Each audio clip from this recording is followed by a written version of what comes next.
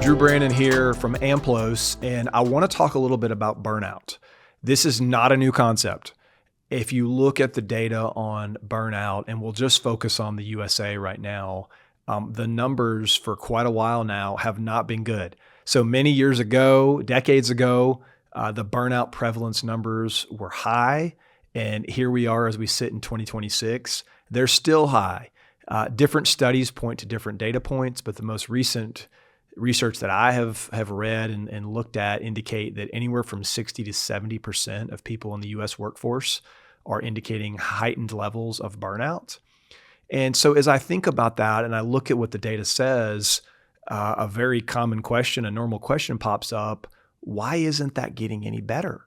Why do we continue to churn out the research indicating that people are burned out, and we're doing so much to help, right? And so we're trying to inform people of what the signs of burnout are, what the red flags and indicators are that this could be going on in your life, and then ultimately attempting to educate people on how do you combat this? How do you alleviate symptoms of burnout?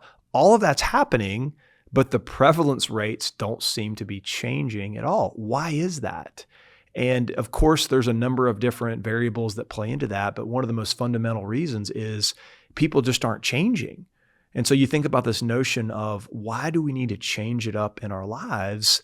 Because if we don't, we stay the same, right? We have the same problems. We see the same data. Prevalence rates don't change. And there's a great mantra quote that I think really stemmed from some of the great work that's been done in Alcoholics Anonymous over the years through the great programs that they offer. That goes very simply: if nothing changes, nothing changes. And that's exactly what we see in this data of we continue to put too many things on our plate. We continue to overcommit. We continue to talk about what we will do eventually to make changes in our lives, but people aren't changing. So when that isn't happening, we continue to look at the numbers and step back and ask ourselves, how are we ever going to get that right?